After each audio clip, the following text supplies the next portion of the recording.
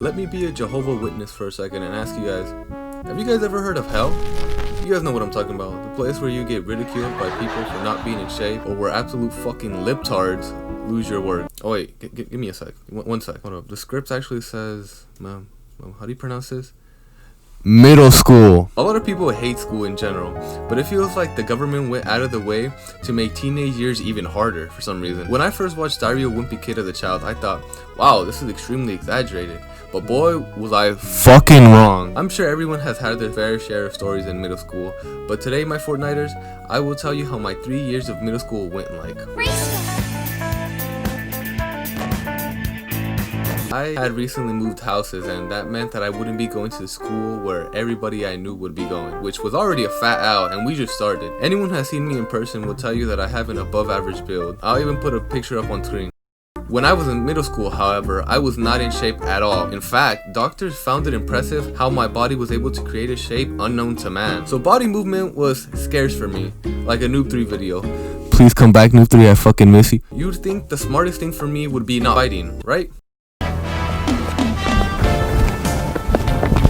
Crash, the former star of my 600-pound life, thought that it was okay to be a dick to everyone, even though the word push-up wasn't even in his vocabulary. The marshmallow guy from Ghostbusters is about an S tier in the fat person's tier list, and middle school Crash was about 2 tiers above him. Saying my middle school was ghetto would be an understatement. The forecast there said that there was about an 80% chance of me getting jumped and about a 100% chance of me getting harassed. I don't even want to talk about PE in 6th grade because unlike the song at Panic at the Disco, this was a tragedy. I really doubt you guys want to hear me bitch and complain. Psych, that's the whole point of this video. I already explained that I was built like an Oompa Loompa, and the only time I moved was to go get a soda from the fridge. Now, just picture the people from Wall-E running. No. Attempting to run was what I should properly call it. What the coach from PE was doing to me wasn't making me run. It was a fucking hate crime. For anyone who doesn't know what the fitness pacergram test is a multi-stage aerobic capacity test. It's a physical test where you run from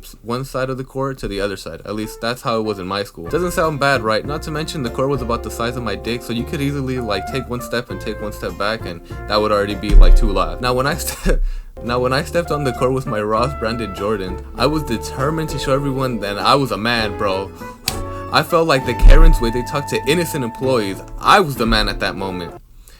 That dream was very short-lived, however, as I saw everyone and their brothers zoom right past me to the other side. Like most guys in bed, I didn't last very long, and I was out at about lap 5, which definitely earned me some nice words from my fellow classmates. That's not even the best part, bro. That's not even the best part. In 6th grade, as a reward for, I don't know, not being shit students or something, we went to a pizzeria. Now, this pizzeria was small, and I hope that whoever's in charge of the restaurant gets punched in the nuts by a kid and we went and we were having a good time. You know, I was sitting there with the boys, asking how the wife was, how the kids were doing, you know, having a good old jolly time. Then when we get to the arcade area, which was extremely small, by the way, if 2 guys were to pass there simultaneously, their nutsacks would basically become best friends. Anyways, I saw some girls trying to reach into the candy machine, and it looked like they were close, so my 600-pound ass thought, oh shit, I'm bigger than them, I could definitely reach in there. I stuck my hand in there. You know, sure enough, I couldn't fucking reach, bro. I couldn't even move my shoulder anymore. But I had the genius galactic brain idea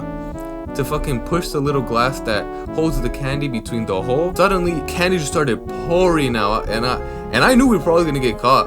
So I just stuffed candy into my jacket and, you know, in my shoes for worst case scenario, because I definitely was not leaving that pizzeria without all that candy. My 2 friends and I, we were caught, and they told us to take all the candy we had out. And I had a sweater on. So when I started pouring out the candy, it was pouring at least for a good 2 minutes. The teachers were just staring at me in like fucking disbelief while I was playing elevator music in my head, not trying to make eye contact with them at all, looking at every corner of the restaurant besides where the fuck they were sitting. Like, I was like, damn, that spider in the corner is fucking beautiful. So we were basically after that told to sit down in the fucking corner and not do anything. Suddenly, Dr. Crash, head teacher of Harvard University, comes in. I looked at the teacher who fucking told us to sit in the corner, dead in the eye, with the most serious tone of voice you have ever heard, and said, and we still eat pizza. This dude looked at me as if I was part of the special ed class because he didn't know how the fuck to respond to that. I couldn't even tell if he was angry or just shocked, or maybe a little of both now that I look back at it. I thought this was completely reasonable, but now that I look back at it, I can see why the fucking teacher reacted the way it did. Like, that is probably stupid as hell. However, as a kid, that made complete sense to me since we had paid for the entries for you, right? So that means we should be able to, you know, still eat anything we want in there. Yeah, the teacher didn't take too kindly to that, and I ended up getting suspended for about 2 weeks. One last story before I wrap up the section. My two friends, well, it's more like 1.5 friends really, Alejandro, who is still a good friend of mine and still watches my video. Sup, Ale? And Martine, who you'll want to remember that name definitely for later. Those two didn't like some girl, and I honestly forgot her fucking name, so we'll just call her George for now. So George and her friend were walking home from the same bus stop that we were getting off at, and these two fucking geniuses thought it was smart to throw Pebble at these two girls. I honestly don't know if they were hitting them at all, but the point is, I wasn't. That's all I know. I was worried about myself, not whatever. I just grabbed a couple pebbles and we're chucking them over the wall, you know, just fucking being bored as shit, because I had no connection to these girls whatsoever, but these two fucking hated their gut. Fast forward to the next day, and we got called out, and I see the three of us there, and I already knew what the fuck was gonna happen. Ale confessed immediately, so now I know not to rob a fucking bank with him, but Martine didn't, and I told him that I wasn't either. The teacher then looked at Ale, since he was like 6'9", not trying to get life, and then he let out all the fucking beans. Man, fuck this kid. He said, with the gayest haircut I have ever seen. Still love you, Ale. You know, this is word for word by the word. He was throwing it at them, but it just kept missing. If he was gonna say I was throwing the rocks at them, he should have been like, yeah, he was, and he was fucking hitting them too. Now I'm just the kid who tried to hit them. Our punishment was, at least I didn't get suspended. We had to write them an apology letter, and I had always been good at writing down my thoughts, so I finished in almost around 30 minutes or so.